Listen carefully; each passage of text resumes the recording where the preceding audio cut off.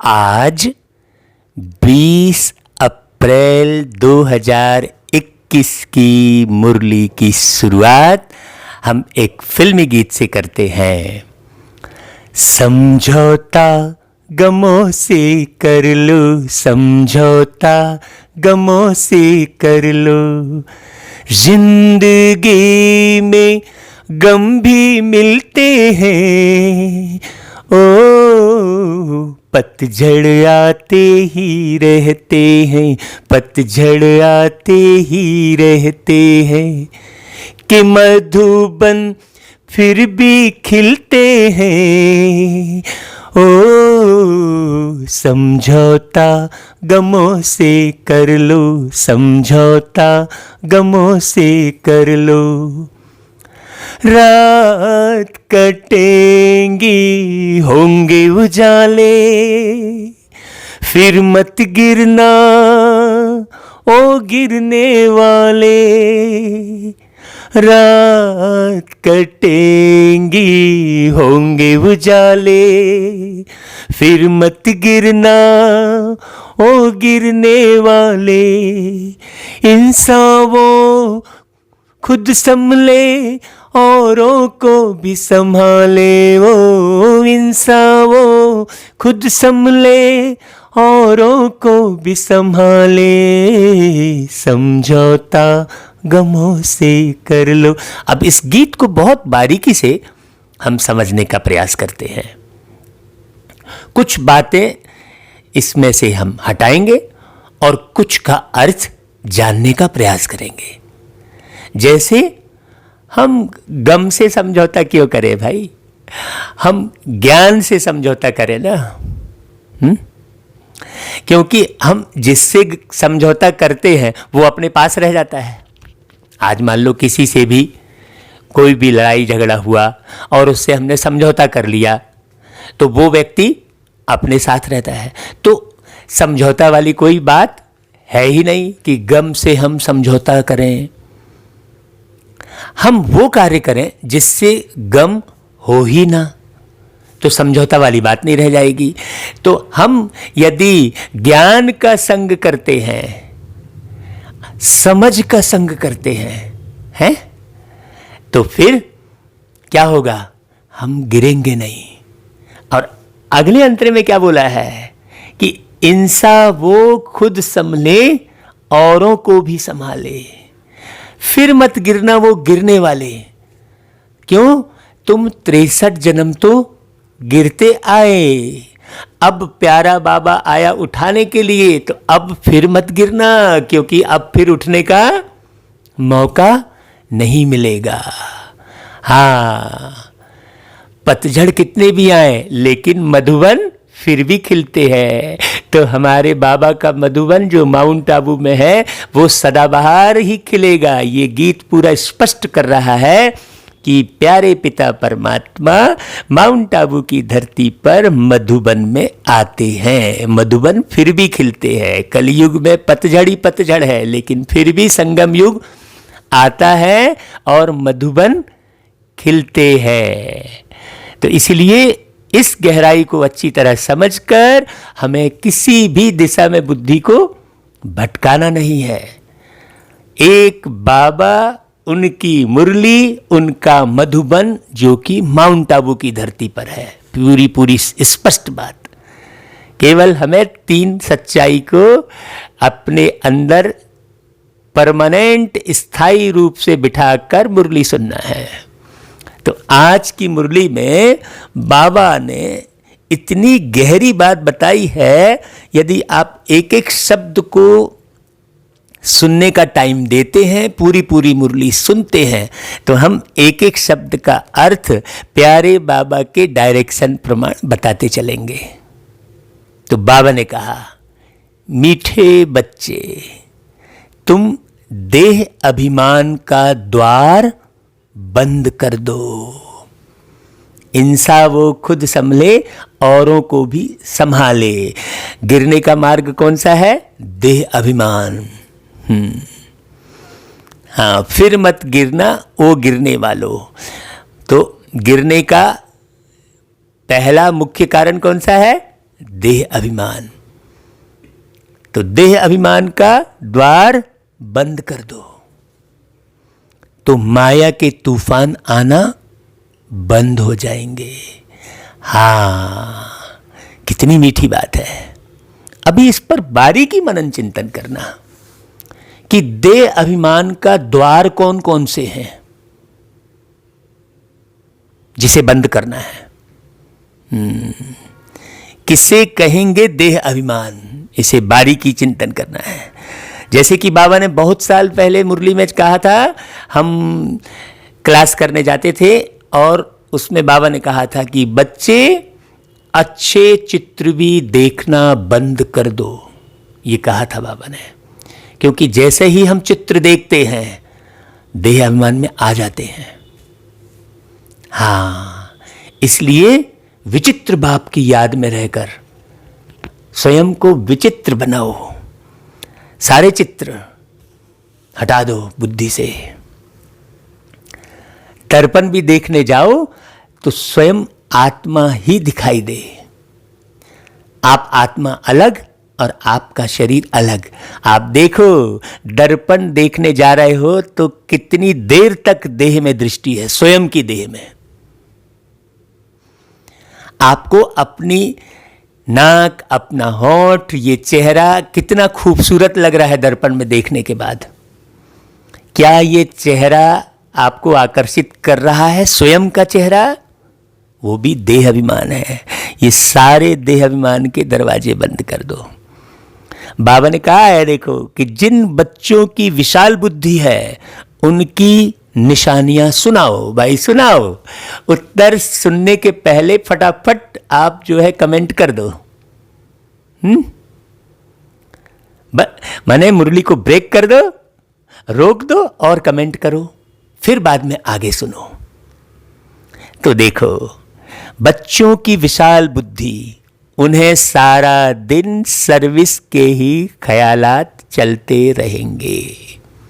हाँ, कि भाई हम किस प्रकार से बाबा के ज्ञान को स्पष्ट करके लोगों तक पहुंचाएं। ज्यादा से ज्यादा सर्विस के ख्याल चलते रहेंगे। जैसे आज सवेरे से हमारे मन में सर्विस के ख्याल चल रहे थे कि हम मृत्यु के ऊपर से एक क्लास कराएंगे कि मृत्यु जो है कितने प्रकार की होती है और कैसे होती है, क्यों होती है। हाँ, कितने प्रकार की मृत्यु होती है, कैसे होती है और क्यों होती है, इस पर क्लास कराने का है। तो लोगों का भय खत्म हो जाएगा। सबसे पहले लोगों को निर्भय बनाना होगा। हाँ, जब तक लोगों को निर्भय नहीं बनाएंगे तब तक सर्विस नहीं होगी। तो हमें भय पैदा करने वाली कोई भी बात करनी ही नहीं चाहिए। दूसरी पॉइंट बाबा कहते हैं, वह सर्विस के बगैर रह नहीं सकते। तीसरी पॉइंट बाबा कहते हैं, देखो माने कहीं ना कहीं वो सर्विस का जो है रास्ता ढूंढ ही लेंगे। चाहे वो लॉकडाउन रहे, चाहे वो ओपन रहे, है ना भाई, चाहे कोई कुछ भी बोलता रहे, वो सर्विस का रास्ता ढूंढते रहेंगे। तीसरी पॉइंट उनकी बुद्धि में रहेगा कि कैसे सारे विश्व में घेराव डाल सबको पतित से पावन बनाए। देखो, सारे विश्व में घेराव डाल।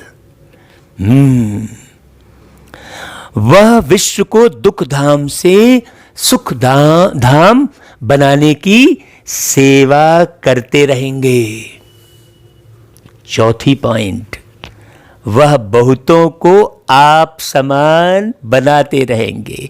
आप समान बनाना माने पहले स्वयं बाप समान बनेंगे खुद, फिर आप समान बनाएंगे तो वो हो गई बाप बनकर सेवा करना। तो पहले स्वयं को बाप समान बनाएंगे, फिर औरों को आप समान बनाएंगे। हाँ, ओम शांति।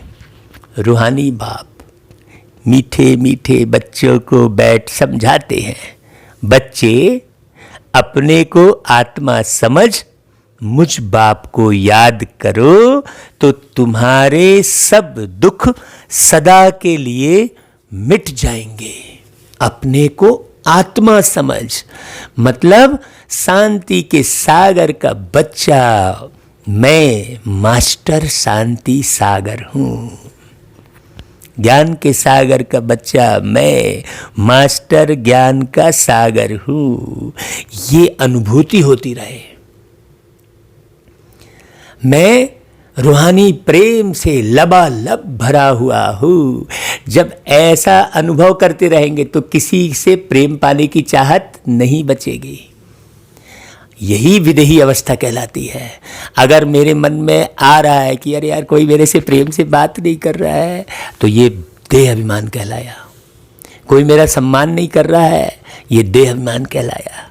बड़ी बारीक बारीक बात है।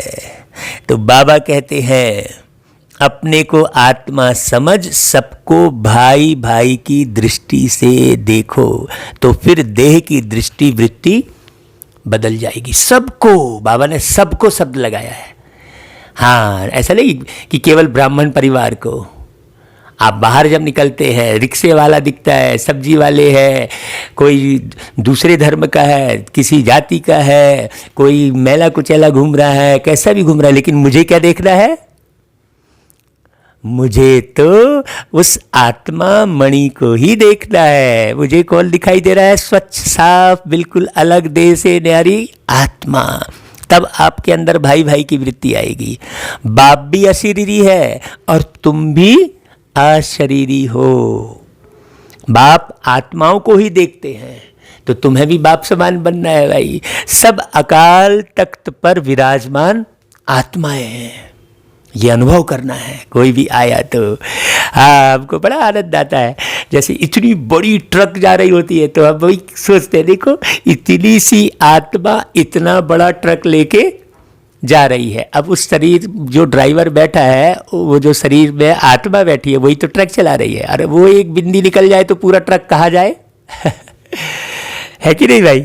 सोचने की बात है। इतनी सी आत्मा इतना बड़ा क्रेन उठा रही है, चला रही है, सारा है ना भाई। ये सारा समय ये अनुभव होता रहे। तुम भी आत्मा भाई भाई की दृष्टि से देखो, इसमें ही बड़ी मेहनत है। बार बार देह का भान आ जाता है, इसलिए बाबा बार बार वही पढ़ाई पढ़ाते हैं। देह के भान में आने से ही माया के तूफान आते हैं। यह देह अभिमान का द्वार बंद कर दो तो माया के तूफान आना बंद हो जाएंगे। आप चाहते हो ना भाई कि माया के तूफान ना आए? अभी तो सारे संसार में फुल फोर्स से माया का ही तूफान चल रहा है भाई। ये पूरा तूफान का समय चल रहा है वर्तमान में।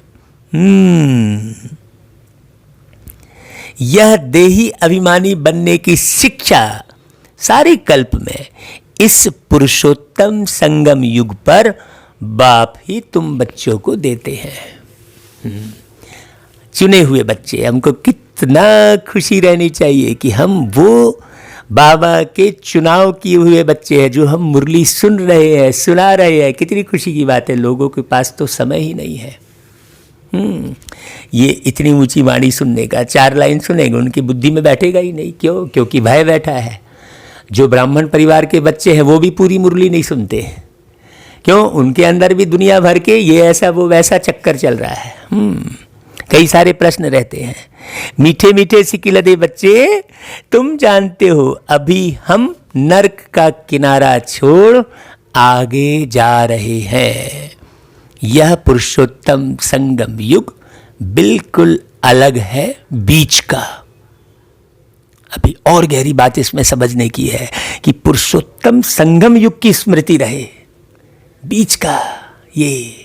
हाँ, बीच के दरिया में तुम्हारी वोट है, तो कितनी सावधानी।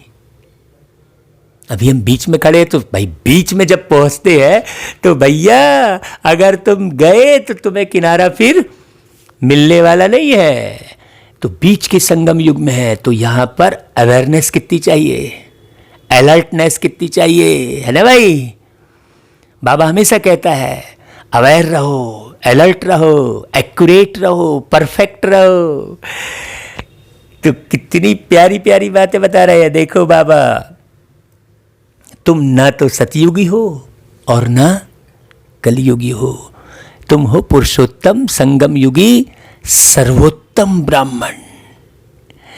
संगम युग होता ही है ब्राह्मणों का, मतलब पूरे युग में एक ही धर्म। जब इस पूरे युग में एक ही धर्म की स्मृति रहेगी तब फिर सतयुग में एक धर्म की स्थापना होगी। सीधी सी बात है। यही ब्राह्मण सो फरिश्ता, फरिश्ता सो देवता। यदि आप फरिश्ता नहीं बने तो देवता कदापि नहीं बन सकते। लोगों ने ब्रह्म देवाय नमः कह दिया है, ब्राह्मण देवता कहते हैं, लेकिन बीच में जो फरिश्ते वाली बात है वो किसी को नहीं मालूम है। तो बगैर फरिश्ता बने आप देवता नहीं बन सकते। ब्राह्मण है चोटी। यह ब्राह्मणों का बहुत छोटा युग है। यह एक ही जन्म का युग होता है। देखो, एक ही जन्म का युग होता है। यह है तुम्हारे खुशी का युग। हाँ, खुशी किस बात की है भाई? भगवान हमको पढ़ाते हैं। ऐसे स्टूडेंट को कितनी खुशी होगी भाई। तुमको अब सारे चक्र का ज्ञान बुद्धि में है, बिल्कुल निकल नहीं सकता। वो किसके निकलेगा? जो इधर उधर की बातों में अपने को उलझाएगा। हाँ, आपको दुनिया के रोग और दुनिया के भोग से कोई मतलब नहीं रहना चाहिए, सिर्फ मतलब रहना चाहिए योग से। बस योग माना याद, कनेक्शन। हाँ, बिल्कुल मजबूत कनेक्शन बना लो आत्मा का परमात्मा से। तो हम ब्राह्मण ही स्वदर्शन चक्रधारी हैं। अपने घर स्वीट होम में जाएंगे, फिर नई दुनिया में आएंगे। हम ही यह बाजोली खेलते हैं। खेल भी बता रहे बाबा। इस विराट रूप को भी तुम ब्राह्मण बच्चे ही जानते हो। बुद्धि में सारा दिन यह बातें सुमिरन होनी चाहिए, तब तो आप बचे रहोगे। बाबा फिर प्यार से कहते हैं, देखो मीठे बच्चे, तुम्हारा यह बहुत बहुत लवली परिवार है, तो तुम हर एक को बहुत बहुत लवली होना चाहिए। हाँ, कैसे भी मुंह नहीं बना के बैठे रहना चाहिए भाई। बाप भी मीठा है तो बच्चों को भी ऐसा मीठा बनाते हैं। कभी किसी पर गुस्सा नहीं करना चाहिए। मनसा वाचा कर्मणा, किसी को दुख नहीं देना है। बाप कभी किसको दुख नहीं देते हैं। मनसा में भी दुख मत दो भाई। मनसा में भी यदि किसी के प्रति गलत ख्यालात चला रहे हो आप, तो वो आपके बोल और कर्म से ज़्यादा पावरफुल होता है, क्योंकि वो डायरेक्ट पहुंच जाता है। हाँ, है ना भाई? बहुत बारीक बात है। बाबा कहता है, जितना बाप को याद करेंगे उतना मीठा बनते जाएंगे। मीठा मीठा कहकर बाबा हमको भी मीठा बना ही दिया। भर के मोहब्बत की बाहों में मेहनत से हमको छुड़ा ही लिया।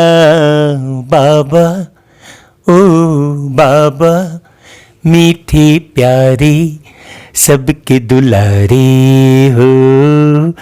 ये गीत अचानक बना था भाई, जब हम रिकॉर्डिंग कर रहे थे तो एक गीत और गाने का समय है, तो गीत तो हम उतने ही ले गए थे। हमें क्या मालूम था कि बाबा जल्दी जल्दी सेवा पूरी करा लेगा, और समय बचा था तो तुरंत बना था ये गीत।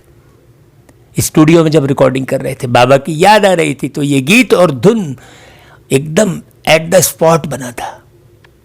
बहुत अच्छे अच्छे अनुभव बाबा ने कराए हैं।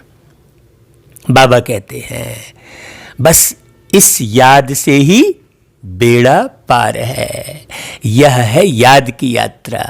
याद करते करते वाया शांति धाम सुख धाम जाना है।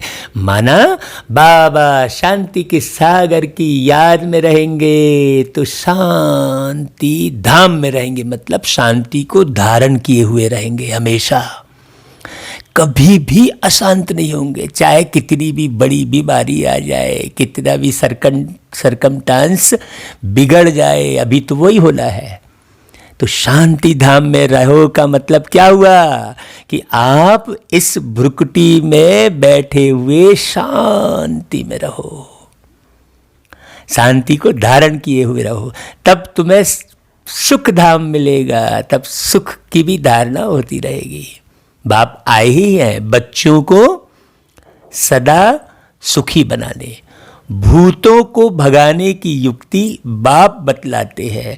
मुझे याद करो तो यह भूत निकलते जाएंगे। कोई भी भूत को साथ में नहीं ले जाओ, कोई में भूत हो तो यहां ही मेरे पास छोड़ जाओ। हाँ, तुम कहते ही हो बाबा आकर हमारे भूतों को निकाल, पतित से पावन बनाओ। इसलिए शिव बाबा को भक्ति में भूतनाथ भी कहते हैं। बड़ी गहरी बात है। अब ये कौन से भूत निकालने की बात है भाई? जो अंदर में देह अभिमान का भूत बैठा है। हाँ, मैं इतना करोड़पति हूँ, मैं इतना ज्ञानी हूँ, मैं इतने भजन गाने वाला हूँ, मैंने इतने प्रोग्राम कर डाले, ऐसा दुनिया भर का, मैंने इतनी सेवा कर ली। ये सब भूत के अंदर ही आएगा। मैं, ये सब भूत है। भूत की भाषा है मैं, और भगवान की भाषा है तुम। हाँ, तुम बहुत याद आते हो, तुम बहुत याद आते हो, याद आने के संग संग तुम चले आते हो, तुम बहुत याद आते हो। ऐसे देखो बाबा की याद में कितने गीत बने भाई। प्यारे बाबा, बाबा तो कहते हैं बाबा, देखो बाप कितना गुलगुल बनाते हैं। बाप और दादा दोनों मिलकर तुम बच्चों का श्रृंगार करते हैं। मात पिता ही बच्चों का श्रृंगार करते हैं ना भाई। हाँ, वह है हद के बाप और यह है बेहद का बाप। तो यहाँ श्रृंगार कौन कर रहा है भाई? ब्रह्मा माँ अपने स्वरूप को दिखाकर बच्चों का श्रृंगार कर रही है। और श्रृंगार किए हुए बच्चे को गोद में उठाकर कौन ले जाता है? बाप। ला भाई, चलो चलो, तुमने बहुत अच्छे बच्चे को सजाया है, मैं इसको घुमा के ले आता हूँ करके। लौकिक में होता है ना भाई, माँ जो है खूब सुंदर बढ़िया उसको काला टीका लगाएगी, अच्छे से श्रृंगार करेगी। फिर बाप आएगा, अरे वाह ये मेरा बच्चा तो बड़ा अच्छा लग रहा है, उसको गोद में उठाएगा और घुमाने फिराने ले जाएगा। तो बड़ी गहरी बात है। तो श्रृंगार करने के लिए मुझे किसे देखना है? ब्रह्मा बाप को। और गोद में किसके जाना है? शिव बाप के। बड़ी प्यारी बात बाबा करते हैं भाई। तो वह है हद के बाप और यह है बेहद का बाप। तो बच्चों को बहुत प्यार से चलना और चलाना है। सब विकारों का दान दे देना चाहिए। दे दान तो छूटे ग्रहण, ये बात बाबा ने बोली। दे दान तो छूटे ग्रहण। तो लोगों ने क्या कर दिया? वो सूर्य ग्रहण के समय दान की परिपाटी चला दी। वो वाले ग्रहण को समझ गए। छूटे ग्रहण मतलब ये ग्रहचारी, मेरा मेरा मेरा मेरा, ये मोह है, ये संग्रहण प्रवृत्ति। हाँ, ये भी मेरा, ये भी मेरा, ये भी ले लूँ, वो भी ले लूँ। पड़ी है चीज। कितने घरों में कितनी सामग्री यूं ही पड़ी रहती है, सालों साल उसका उपयोग नहीं होता है, पड़ी रहती है। वो संभालते रहते हैं उसको, है ना भाई। और बहुत सारा मेरा मेरा करेंगे, पार्टिकुलर किसी व्यक्ति को मेरा कहेंगे। हाँ, अरे वो तो मेरा बहुत फास्ट फ्रेंड है, ऐसा बोलेंगे, है। अब फिर उसके बाद वो चला गया तो रोते रहेंगे। अरे भाई उससे तो मेरी बहुत अच्छी बनती है, तो फिर मतलब किसी ना किसी से नहीं बनती है? नहीं भाई, सबसे बनती है। हाँ, सब अच्छे हैं, सब अच्छा है, क्योंकि सब प्यारे बाबा के बच्चे हैं। तो बाबा कहते हैं भाई बच्चों को बहुत प्यार से चलना चाहिए। हाँ, और दे दान तो छूटे ग्रहण, इसमें कोई बहाने आदि की बात नहीं। प्यार से तुम किसको भी वश कर सकते हो, लेकिन वैसा गहरा रूहानी प्यार हो। आप पार्टिकुलर किसी में अटके रहोगे तो सबको वो प्यार से आप वश में नहीं कर सकते। प्यार से समझाने दो। प्यार बहुत मीठी चीज है। शेर को, हाथी को, जानवरों को भी मनुष्य प्यार से वश में कर लेते हैं। ऐसे कितने वीडियो आए हैं, आपने देखा होगा, जो शेर पूरा साथ में चल रहा है। देखो, एक हिंसक जानवर को भी प्यार से वश में किया जाता है, तो मनुष्य तो भाई उस जानवर से बहुत श्रेष्ठ है भाई। हाँ, लेकिन समझते नहीं है लोग। हाँ, जानवरों को तो बड़े प्यार से पालेंगे, कुत्ते को पालेंगे, घर में बिल्ली को पालेंगे, लेकिन मनुष्य के साथ देखो दुश्मनी रखते हैं। बाबा कहते हैं मनुष्य प्यार से वश कर लेते हैं।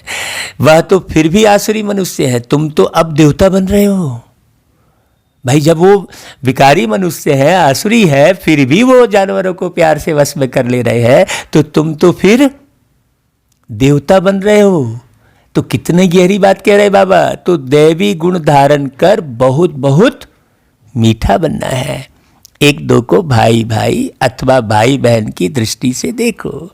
आत्मा आत्मा को कब दुख नहीं दे सकती।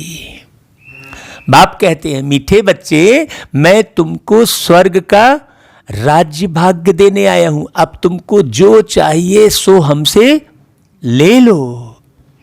हम तो विश्व का मालिक डबल सिरताज तुमको बनाने आए हैं, परंतु मेहनत तुमको करनी है।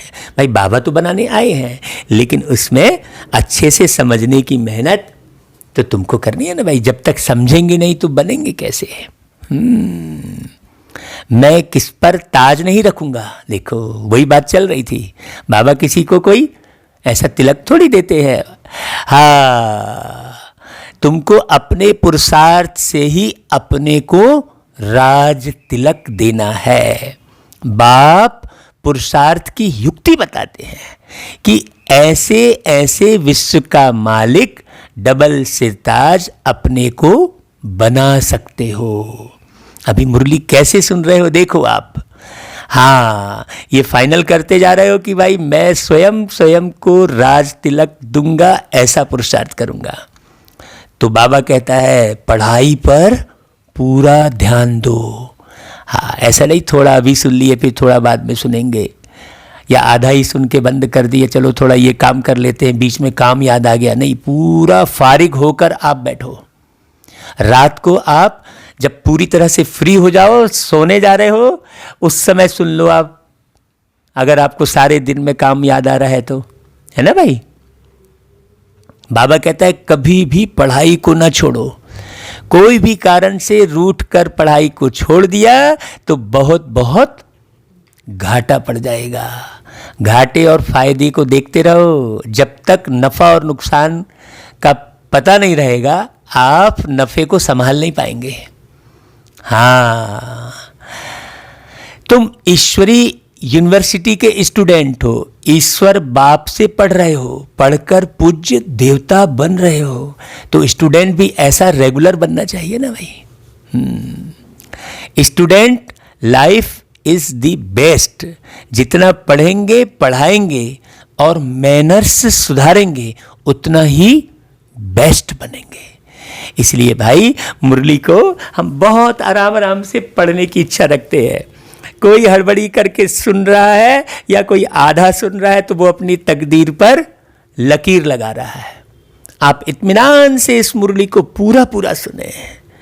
बाबा कहते देखो मीठे बच्चे, अब तुम्हारी रिटर्न जर्नी है, वापसी यात्रा है। हाँ, हो गई है शाम, चलो लौट चले घर। तो अभी आप इस लॉकडाउन में यदि घर में रह रहे हो और अपने उस घर को याद नहीं कर रहे हो तो समय वेस्ट कर रहे हो। आपको इस स्थूल घर में लॉकडाउन के बहाने से इसलिए बिठाया गया है कि आपको उस घर की याद आए। हाँ, नहीं तो आप बाजार में घूम रहे थे। हाँ, तो बाबा कहते हैं देखो ये रिटर्न जर्नी है। जैसे सतयुग से त्रेता द्वापर कलयुग तक नीचे उतरते आए हो, वैसे अब तुमको आयरन एज से ऊपर गोल्डन एज तक जाना है। तो माना ये किसकी बात चल रही है? ये आत्मा की अवस्था की बात चल रही है ना। एज यानी अवस्था, है ना। युग माना समय और एज माना अवस्था। तो आपकी गोल्डन अवस्था बन जानी चाहिए, 24 कैरेट प्योर मूल्यवान, है ना भाई। 24 कैरेट जो गोल्ड होगा वो बहुत कीमती होता है। तो बाबा के गुणों को धारण करके हमें भी मूल्यवान बन जाना चाहिए। जब सिल्वर एज तक पहुंचेंगे तो फिर इन कर्मेंद्रियों की चंचलता खत्म हो जाएगी। चलो गोल्डन एज तक भी नहीं पहुंच पा रहे हो तो सिल्वर एज तक पहुंच जाओ। इसलिए जितना बाप को याद करेंगे उतना तुम आत्माओं से रजो तमो की कट निकलती जाएगी, और जितना कट निकलती जाएगी उतना बाप चुंबक की तरफ कशिश बढ़ती जाएगी। कशिश नहीं होती है तो जरूर कट लगी हुई है। हाँ, लोग कहते हैं देखो भाई वादा नहीं कोशिश करेंगे, तो हम कहते हैं कोशिश नहीं कशिश में रहेंगे। क्योंकि कई लोग कहते हैं वादे टूट जाते हैं, कोशिशें कामयाब होती हैं। नहीं, कई बार कोशिश से भी फेल हो जाते हैं, लेकिन कशिश में कभी फेल नहीं होंगे। हाँ, जैसे बेटा अपने माँ के प्यार की कशिश में रहता है, माँ अपने बेटे के प्यार की कशिश में रहती है। तो ऐसा है, कट एकदम निकल प्योर सोना बन जाए, वह है अंतिम कर्मातीत अवस्था। ये लाइन बाबा ने क्यों बोली? ये लाइन इसलिए नहीं बोले कि हाँ अंत में तो हमारी कर्मातीत अवस्था बनी जाएगी, नहीं, ये इसलिए बोली बाबा ने कि अंतिम कर्मातीत अवस्था है कि आप ये ना सोचो कि मैंने बहुत सारा पढ़ लिया है, अब मेरे को ये मुरली मैं हाँ सुन चुका हूँ, ये तो मैं सुना हूँ। ऐसे अलबेले मत बन जाओ, आप सुनो उसको, आप समझ भी गए हो तो फिर बार बार सुनो। और ये मत सोचो कि मैं तो समझा हुआ हूँ, इसे बंद करो, ठीक है ये तो सुन लिया, तो और क्या सुनना चाहते हो भाई? इसे बंद करो तो फिर आप कुछ ना कुछ तो सुनोगे ही आप, है? बिना सुने तो रह नहीं जाओगे आप। सारा समय कुछ ना कुछ तो सुनते ही हो, कुछ ना कुछ तो सोचते ही हो, है ना भाई। तो इसे बंद करके फिर और क्या सुनना चाह रहे हो? ये तो सबसे टॉप की बातें है ना बाबा की। तो बाबा कहते हैं देखो तुम्हें गृहस्थ व्यवहार में प्रवृत्ति में रहते भी कमल पुष्प समान बनना है। बाप कहते हैं मीठे बच्चे घर गृहस्थ को भी संभालो, शरीर निर्वाह अर्थ कामकाज भी करो और साथ साथ यह पढ़ाई भी पढ़ते रहो। हाँ, ऐसा नहीं कि भाई हम इसमें बिल्कुल फिर हम घर वालों को समय नहीं दे रहे हैं। हाँ, हम ऐसे जो है बिल्कुल इस तरफ ऐसे लग गए, नहीं, सब कुछ करते हुए आपको बनना है। इसलिए कीचड़ में रहकर कमल का उदाहरण दिया बाबा ने। गायन भी है ना भाई, हथकार दे दिल यार दे, काम काज करते एक माशुक बाप को याद करना है। रामायण में भी लिखा है उद्यम सहित राम गुण गाना, ऐसा लिखा है ना भाई। तो तुम आधा कल्प के आशिक हो। नौधा भक्ति में भी देखो कृष्ण आदि को कितना प्रेम से याद करते हैं। वह है नौधा भक्ति, अटल भक्ति। कृष्ण की अटल याद रहती है, परंतु उससे कोई को मुक्ति तो नहीं मिलती, क्योंकि वो कृष्ण तो अभी पुरुषार्थ कर रहे हैं। हाँ भाई, अभी जैसे आप मुझे अनमोल मणि नाम से पुकारेंगे, अब मैं ये अनमोल मणि नाम का शरीर छोड़ के कहीं दूसरी जगह जन्म ले लूँगा और आप मुझे उसी नाम से पुकारते रहेंगे, तो आपको क्या फ़ायदा मिलेगा? वो तो सुनने वाला नहीं, तो हम तो दूसरे नाम से सुनना शुरू हो गए हैं। हमारे सुनने की प्रक्रिया क्या हो गई? दूसरे नाम से हम सुनना शुरू कर दिए हैं।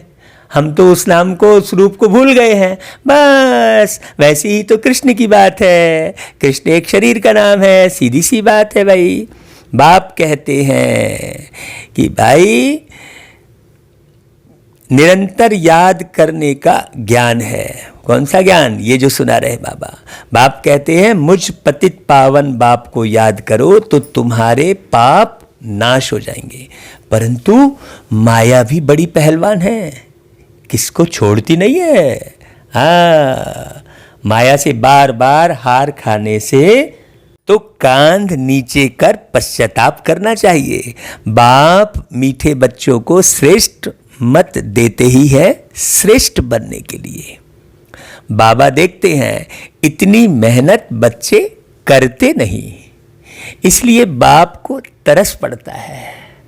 अगर यह अभ्यास अभी नहीं करेंगे तो फिर सजाएं बहुत खानी पड़ेंगी और कल्प कल्प पाई पैसे का पद पाते रहेंगे। देखो बिल्कुल यही बात थोड़ी देर पहले चल रही थी, है ना भाई।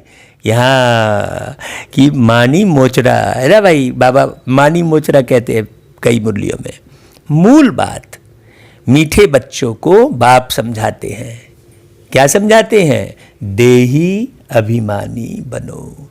देह सहित देह के सभी संबंधों को भूल मामेकम याद करो। देखो ऐसा हो रहा है क्या? कभी कोई याद आ रहा है तो कभी कोई याद आ रहा है। पावन भी जरूर बनना है। कुमारी जब पवित्र है तो सब उनको माथा टेकते हैं। शादी करने से फिर पुजारी बन पड़ती है, विषय विकार में गई, सबके आगे माथा झुकाना पड़ता है। कन्या पहले पियर घर में होती है तो इतने जास्ती संबंध याद नहीं आते। शादी के बाद देह के संबंध भी बढ़ते जाते हैं। फिर पति बच्चों में मोह बढ़ता जाता, सास ससुर आदि सब याद आते रहेंगे। पहले तो सिर्फ माँ बाप में ही मोह रहता है, यहाँ तो फिर उन सब संबंधों को भुलाना पड़ता है, क्योंकि यह एक ही तुम्हारा सच्चा सच्चा मात पिता है ना। यह है ईश्वरी संबंध, आत्मा का संबंध। गाते भी हैं तुमेव माता च पिता तुमेव, ऐसा गाते हैं ना भाई। यह मात पिता तो तुमको विश्व का मालिक बनाते हैं। इसलिए बाप कहते हैं मुझ बेहद के बाप को निरंतर याद करो और कोई भी देहधारी से ममत्व ना रखो।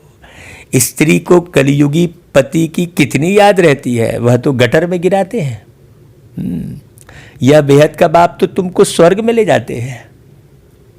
ऐसे मीठे बाप को बहुत प्यार से याद करते और स्वदर्शन चक्र फिराते रहो। मतलब स्वदर्शन चक्र फिराते रहो का मतलब क्या है कि भाई आप याद करो और अपनी जांच भी करते रहो। हाँ, जब तक आप अपनी जांच नहीं करोगे तो फायदा नहीं होगा। नहीं तो बस बाबा ही बाबा कर रहे ऐसा हो जाएगा। इसी याद के बल से ही तुम आत्मा कंचन बन स्वर्ग की मालिक बन जाएंगे। स्वर्ग का नाम सुनकर ही दिल खुश हो जाता है। जो निरंतर याद करते हैं और औरों को भी याद कराते रहेंगे वही ऊंच पद पाएंगे। यह पुरुषार्थ करते करते अंत में तुम्हारी यह अवस्था जम जाएगी। हाँ, और अभी जो मुरली चल रही है आज 20 तारीख, ये अंतिम समय ही चल रहा है। हाँ, ये भी बात बहुत ध्यान रखना भाई। तो बाबा ने जो कहा अंत में तुम्हारी वह अवस्था जम जाएगी, तो वो समय अभी चल रहा है। अब आप और कोई आगे अंत मत ढूंढो, माने अवस्था अभी ही जमा लो। हाँ, यह तो दुनिया भी पुरानी है, देह भी पुरानी है, देह सहित देह के सब संबंध भी पुराने हैं। देखो कितनी गहरी बात बोल रहे बाबा। हाँ, तो पुराना तो हमेशा दुख देगा ना भाई, पुरानी चीज हमेशा दुख देती है। तो बाबा ने स्पष्ट कह दिया देह भी पुरानी है तो वो भी दुख देगी, ठीक है। दुनिया भी पुरानी है तो वो भी दुख देगी, लोग भी दुख देंगे, और देह के साथ संबंध वो भी पुराने हैं। तो आप ये काहे को सोचते हो अगर यार मेरे भाई ने ऐसा कर दिया, मेरे बेटे ने ऐसा कर दिया, मेरी माँ ने, अरे कहा कि तुम्हारे ये तो पुराना हिसाब किताब है भाई, क्योंकि ये पूरे जन्म का सब ये आखिरी जन्म चल रहा है तो पुराना हुआ ना भाई। लेकिन ये बात किसी को मालूम नहीं है। हाँ, तो बाबा कहता है बस उन सबसे बुद्धि योग हटाए, एक बाप संग जोड़ना है, जो अंत काल भी उस एक बाप की ही याद रहे। और कोई का संबंध याद होगा तो फिर अंत में भी वह याद आ जाएगा और पद भ्रष्ट हो जाएगा। जब शरीर छोड़ते रहोगे तो वो कोई वस्तु याद आ जाएगी, तो कोई व्यक्ति याद आ जाएगा। वही कहते हैं कि अंत काल जो स्त्री सिमरे गया वो फिर अंत काल जो बेहद बाप की याद में रहेंगे वही नर से नारायण बनेंगे। भाई एक जन्म तो मैं धोखा खा चुका हूँ भाई, आपको मैं आत्मा बिल्कुल स्पष्ट अपना अनुभव सुना देता हूँ कि पिछले जन्म में मैं ये धोखा खा चुका हूँ, इसलिए अब इस जन्म में तो मैं जरा भी कोताही नहीं बरतूंगा बाबा।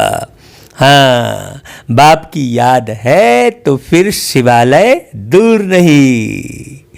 मीठे मीठे सिकिलदे बच्चे बेहद के बाप के पास आते ही रिफ्रेश होने के लिए हैं, है ना भाई, क्योंकि बच्चे जानते हैं बेहद के बाप से बेहद विश्व की बादशाही मिलती है। यह कभी भूलना नहीं चाहिए कि भाई मैं ये जो पढ़ाई पढ़ रहा हूँ इससे मुझे मिलना क्या है ना भाई, वह सदैव याद रहे तो भी बच्चों को अपार खुशी रहे। यह बैज चलते फिरते घड़ी घड़ी देखते रहो, एकदम हृदय से लगा लो, ओहो भगवान की श्रीमत से हम यह बन रहे हैं। बस बैज को देख उनको प्यार करते रहो, बाबा बाबा करते रहो तो सदैव स्मृति रहेगी। हम बाप द्वारा यह बनते हैं, बाप की श्रीमत पर चलना चाहिए। मीठे बच्चों की बड़ी विशाल बुद्धि होनी चाहिए। देखो ये लाइन क्या बोली बाबा ने, ऊपर बैच का उदाहरण दिया, फिर उसके बाद सदैव स्मृति रहे ये कहा, फिर एक लाइन क्या जोड़ दी बाबा ने, विशाल बुद्धि। मतलब अब हाँ समझने की बात है, कोई ऐसा कोई आर्टिफिशियल कोई बात नहीं कर रहे हैं बाबा, आपके संस्कार ही आपका बैज है।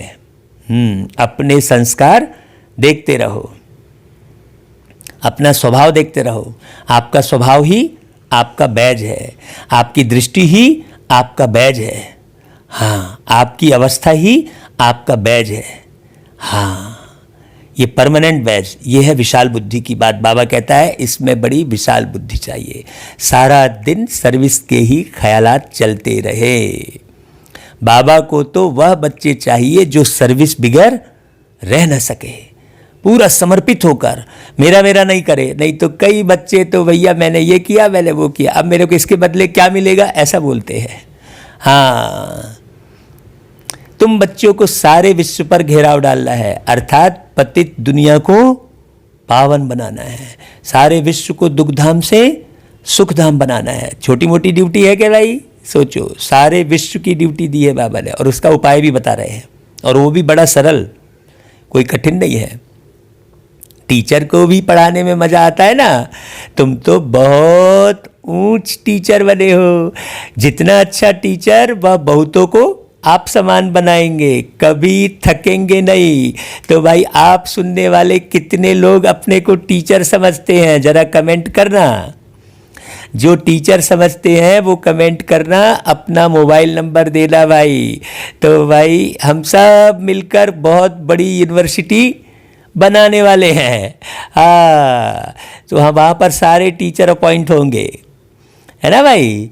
तो देखो जितना अच्छा टीचर, बाबा ये भी कह रहे हैं, बाबा स्वयं टीचर है और बच्चों को भी टीचर बना रहे हैं। ऐसा कोई शिक्षक नहीं होगा इस दुनिया में, ऐसा कोई शिक्षक नहीं होगा जो बच्चों को भी बोले कि भाई तुम पढ़ते पढ़ते तुम भी टीचर बन जाओ। कितनी प्यारी बात है। बाबा कहते हैं ईश्वरी सर्विस में बहुत खुशी रहती है, बाप की मदद मिलती है, यह बड़ा बेहद का व्यापार भी है। देखो व्यापारी लोग ही धनवान बनते हैं ना भाई, वह इस ज्ञान मार्ग में भी जास्ती उछलते हैं। हाँ, बाप भी बेहद का व्यापारी है ना, सौदा बड़ा फर्स्ट क्लास है, परंतु इसमें बड़ा साहस धारण करना पड़ता है। जब तुम आगे बढ़ते हो तो बहुत सारे लोग खिंचाई भी करते हैं। इसलिए साहस धारण करना पड़ता है। नए नए बच्चे पुरानों से भी पुरुषार्थ में आगे जा सकते हैं। इसलिए किसी को भी कोई भी अभिमान में नहीं रहना चाहिए, यार ये क्या मुरली सुनाएगा, ऐसा नहीं सोचना चाहिए। हाँ, बाबा स्पष्ट कह रहे हैं भाई, हर एक की इंडिविजुअल तकदीर है ना, तो पुरुषार्थ भी हर एक को इंडिविजुअल करना है। हाँ, अपनी पूरी चेकिंग करनी चाहिए।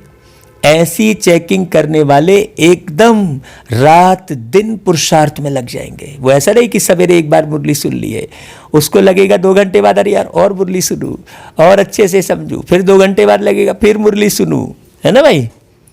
ऐसा नहीं, वो टाइम टू टाइम सुनेगा, उसका पूरा ध्यान हमेशा क्या रहेगा, मुरली में ही रहेगा। क्यों, बाबा मुरली में ही बातचीत करते हैं, मुरली से ही डायरेक्शन देते हैं। बाबा कहते हैं ऐसे बच्चे कहेंगे हम अपना टाइम वेस्ट क्यों करें, जितना हो सके टाइम सफल करें। अपने से पक्का प्रण कर देते हैं, हम बाप को कभी नहीं भूलेंगे, स्कॉलरशिप लेकर ही छोड़ेंगे। भाई ऐसे कौन कौन से बच्चे हैं, जरा कमेंट करना कि हम स्कॉलरशिप लेने वाले हैं। ऐसे बच्चों को फिर मदद भी मिलती है। ऐसे भी नए नए पुरुषार्थी बच्चे तुम देखेंगे, साक्षात्कार करते रहेंगे, मतलब साक्षात में देखेंगे भाई। हाँ, जैसे शुरू में हुआ वही फिर पिछाड़ी में देखेंगे। जितना नज़दीक होते जाएंगे उतना खुशी में नाचते जाएंगे, और उधर खूने नाहक खेल भी चलता रहेगा। देखो अभी वही समय चल रहा है भाई। तुम बच्चों की ईश्वरी रेस चल रही है। जितना आगे दौड़ते जाएंगे उतना नई दुनिया के नज़ारे भी नज़दीक आते जाएंगे, खुशी बढ़ती जाएगी। जिनको नज़ारे नज़दीक नहीं दिखाई पड़ते उनको खुशी भी नहीं होगी। अभी तो कलयुगी दुनिया से वैराग्य और सतयुगी नई दुनिया से बहुत प्यार होना चाहिए।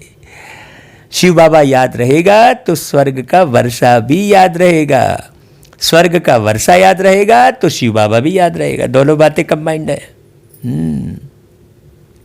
तुम बच्चे जानते हो अभी हम स्वर्ग तरफ जा रहे हैं, पांव नर्क तरफ है, सिर स्वर्ग तरफ है। अभी तो छोटे बड़े सबकी वानप्रस्थ अवस्था है। ऐसा नहीं कि कोई 60 साल में जाएगा, अभी तो 5 साल वाला भी निकल पड़ेगा। बाबा को सदैव यह नशा रहता है, ओहो हम जाकर यह बाल कृष्ण बनूंगा, जिसके लिए इन एडवांस सौगातें भी भेजते रहते हैं। जिन्हों को पूरा निश्चय है वही गोपिकाएं सौगातें भेजती है, उन्हें अतीन्द्रिय सुख की वासना आती है।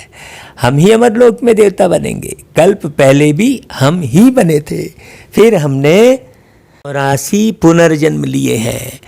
यह बाजोली याद रहे तो भी अहो सौभाग्य। तो ये ऑटोमेटिक तही अभिमानी अवस्था रहेगी जब ऐसी बाजोली याद रहेगी तो। हाँ, सदैव अथाह खुशी में रहो, बहुत बड़ी लॉटरी मिल रही है। हाँ, 5000 वर्ष पहले भी हमने राज्य भाग्य पाया था, फिर कल पाएंगे। ड्रामा में नूंद है, जैसे कल्प पहले जन्म लिया था वैसे ही लेंगे, वही हमारे माँ बाप होंगे। जो कृष्ण का बाप था वही फिर बनेगा। ऐसे ऐसे जो सारा दिन विचार करते रहेंगे तो वो बहुत रमणीकता में रहेंगे। विचार सागर मंथन नहीं करते तो गोया अनहेल्दी है। हाँ, फिर उनका विचार ये बीमारी, वो इतने लोग मर गए, ऐसे हो गए, बस उसी में चलता रहेगा। वो वही मैसेज ट्रांसफर करते रहेंगे। और जो इस स्वदर्शन चक्र में रहेंगे वो एवर हेल्दी रहेंगे। उनको दुनिया की बीमारी और दुनिया के मारकाट से कोई लेना देना नहीं रहेगा। हाँ, कोई फायदा नहीं उन सब से। विचार सागर मंथन नहीं करोगे तो गोया अनहेल्दी है। गऊ भोजन खाती है तो सारा दिन उगारती रहती है ना भाई, मुख चलता ही रहता है। मुख न चले तो समझा जाता है बीमार है। यह भी ऐसे है। बेहद के बाप और दादा दोनों का मीठे मीठे बच्चों से बहुत लव है। कितना प्यार से पढ़ाते हैं, काले से गोरा बनाते हैं। तो बच्चों को भी खुशी का पारा चढ़ना चाहिए ना भाई। पारा कैसे चढ़ेगा भाई खुशी का? याद की यात्रा से। जितना बाबा को याद करेंगे उतना ही बारीक बारीक ज्ञान बुद्धि में टपकता रहेगा। नई नई बातें आएंगी, नई नई क्लास बनेगी, नया नया चिंतन बनेगा, नई नई कविता गीत सब बनते हैं अपने आप। हाँ, हम आपको अपना अनुभव सुनाए तो कितनी सारी पहले तो डायरियां भर गई। अभी तो हम मोबाइल में एक कीप करके सॉफ्टवेयर है, उसमें लिखते हैं, वो भी पूरा भरता चला जा रहा है। लेकिन उसमें फ़ायदा ये है कि डायरेक्ट कंप्यूटर से लो और सीधा पोस्ट कर दो। हाँ, और डायरी में लिखने के बाद फिर कंप्यूटर मोबाइल में टाइप करना पड़ता है। तो ये और सुविधा दे दी बाबा ने। और मोबाइल तो सारा समय हाथ में है ही, तो बस चिंतन करते जाओ और लिखते जाओ। और फिर मोबाइल में रिकॉर्डिंग की भी सुविधा है, तो कहीं पर रिकॉर्ड भी कर लो। फिर नया गीत बनता है, नई धुन बनती है, तुरंत मोबाइल में रिकॉर्ड कर लो। कितनी अच्छी सुविधा दे दी बाबा ने। तो सारा समय बाबा बाबा सर्विस सर्विस, ऐसा होता है भाई। तो बाप कल्प कल्प बहुत प्यार से लवली सर्विस करते हैं, 5 तत्वों सहित सबको पावन बनाते हैं। कितनी बड़ी बेहद की सेवा है। बाप बहुत प्यार से बच्चों को शिक्षा भी देते रहते हैं, क्योंकि बच्चों को सुधारना बाप व टीचर का ही काम है ना भाई। तो प्यारा बाबा बहुत प्यार से करते हैं। ऐसा थोड़ी अरे यार बच्चे नहीं बन रहे हैं अब छोड़ दे, ऐसा थोड़ी है। कई बाबा के बच्चे ये कहते हैं अब क्या करें, अब तो भैया रहने दो, अब सेवा एवं बंद करो, कोई सुनता ही नहीं है, कोई मानता ही नहीं है, अब तो बस बैठो बाबा को याद करो। तो बाबा की याद मतलब क्या? सर्विस करना ही बाबा की याद है, स्वदर्शन करना ही बाबा की याद है, स्वयं का निर्माण करना ही बाबा की याद है। उसके लिए एक अलग से एकांत में बैठकर स्वयं का निर्माण करने की बात थोड़ी है। आप अच्छे से निर्मित हुए हो कि नहीं हुए हो ये कैसे मालूम पड़ेगा? फील्ड में जाने पर ही मालूम पड़ेगा ना। और आप फील्ड में जाना छोड़ देंगे, आप मनन चिंतन छोड़ देंगे, आप लोगों से मिलना जुलना छोड़ देंगे, तो कैसे मालूम पड़ेगा आपका निर्माण हुआ है? भाई फैक्ट्री से कोई चीज़ निकलती है तो यूज करने के लिए ही मार्केट में बिकती है। तो यूज करने के बाद मालूम पड़ता है कि वो कितनी जल्दी टूटी और कितने लंबे समय तक चली। तो यहाँ तो आपको 5000 साल तक चलना है भाई। हाँ, ऐसा है। तो बाप की ही श्रीमत है, जिससे ही श्रेष्ठ बनेंगे। जितना प्यार से याद करेंगे उतना श्रेष्ठ बनेंगे। यह भी चार्ट लिखना चाहिए। हम श्रीमत पर चलते हैं व अपनी मत पर चलते हैं। हाँ, श्रीमत पर चलने से ही तुम एक्यूरेट बनेंगे। अच्छा भाई, बाबा फिर सबको बहुत बहुत याद प्यार देते हैं, गुड मॉर्निंग करते हैं। हम बच्चे भी बाबा को बहुत बहुत याद करते हैं, गुड मॉर्निंग करते हैं। अच्छा, आज जो है धारण करने के लिए सार है। पहली पॉइंट, अपने आप से प्रण करना है कि हम अपना टाइम वेस्ट नहीं करेंगे। दुनिया के समाचार सुनने में आपका टाइम वेस्ट होगा, इसलिए ज़्यादा से ज़्यादा मुरली सुनते रहना। हाँ, संगम का हर पल सफल करेंगे। हम बाबा को कभी नहीं भूलेंगे, स्कॉलरशिप लेकर ही रहेंगे। ये प्रतिज्ञा कर लो भाई, प्रण कर लो। प्रण करने से प्राण बचे रहेंगे। हाँ, इसलिए बाबा जो जो रोज प्रण करा रहा है उसे अच्छे से पक्का कर लो। प्रण करे रहोगे तो प्राण बचे रहेंगे उस प्रण को पूरा करने के लिए, है ना भाई? हाँ, और अगर प्रण नहीं करेंगे तो गए, छूट गए प्राण। क्योंकि तुम कोई प्रण ही नहीं कर, छोड़ो यार, बोल दिए हटाओ, अब कहाँ सेवा करेंगे, तो हो गए तुम, तो तुम्हारा शरीर जल्दी छूट जाएगा भाई। हाँ, प्रण करेंगे तो उस प्रण को पूरा करने का होना लगा रहेगा। अच्छा भाई, दूसरी पॉइंट, सदा स्मृति रहे कि अभी हमारी वानप्रस्थ अवस्था है। वानप्रस्थ अवस्था मतलब वाणी से परे की अवस्था है। तो वाणी से परे की अवस्था का मतलब ये थोड़ी हो गया कि हम चुप हो गए, हम मौन हो गए, अब हम किसी से बोलेंगे ही नहीं। नहीं, वाणी से परे की अवस्था का मतलब है कि किसी भी व्यवहार का हमें फर्क नहीं पड़ रहा है, हमारी अवस्था नहीं बिगड़ रही है। कोई अपनी वाणी से हमें कुछ भी बोल दे रहा है तो हमारी तो वानप्रस्थ अवस्था है, वो वाणी हमको सुनाई ही नहीं दे रही है, कितने मरे, क्या हुआ, कौन, ये हमको सुनना ही नहीं है।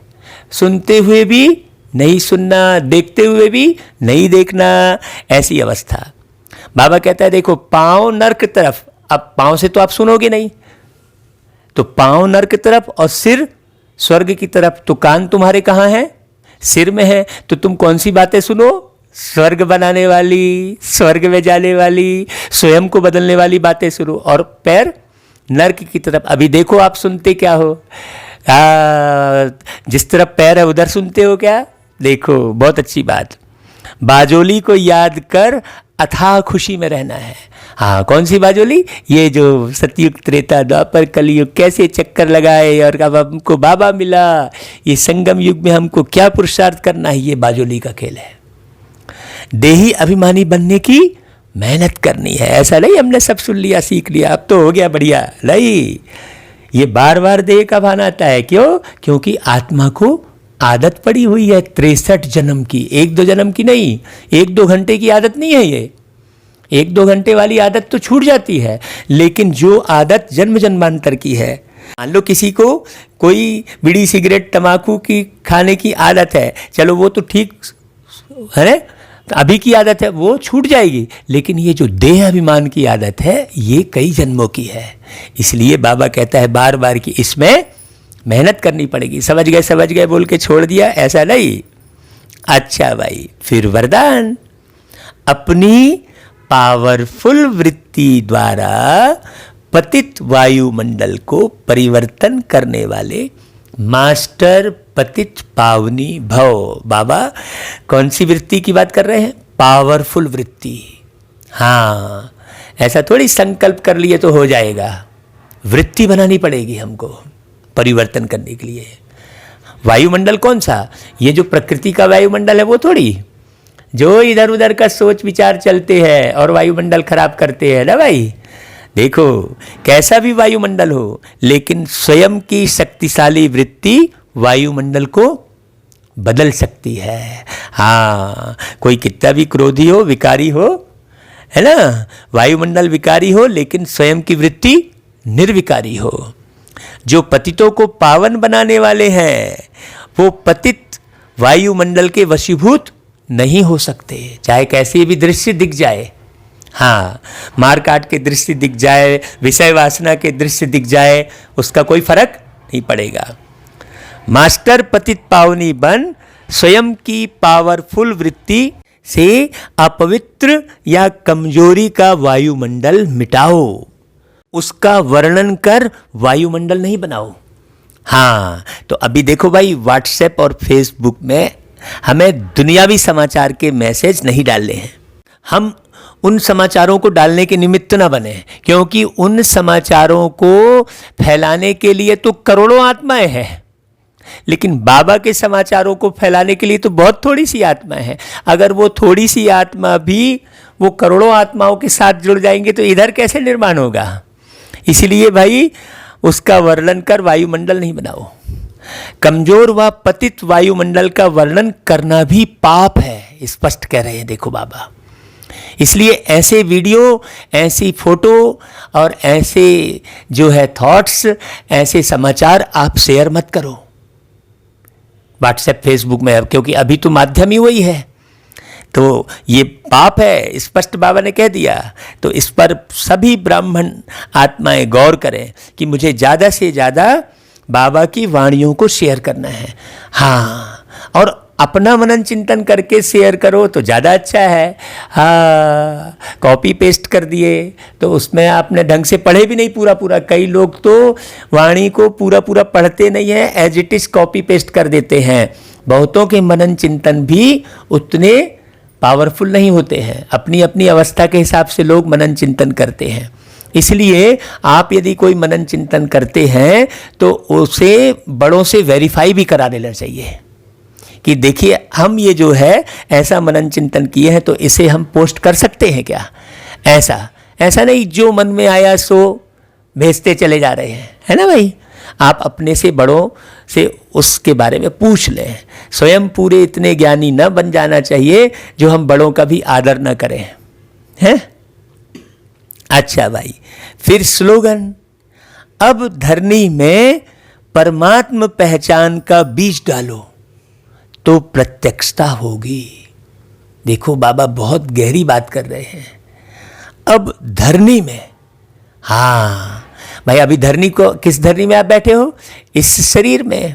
तो आपके हाव भाव, आपकी दृष्टिवृत्ति, आपकी बोली वाणी, आपकी चाल चलन सब ऐसी हो जो परमात्म पहचान कराए।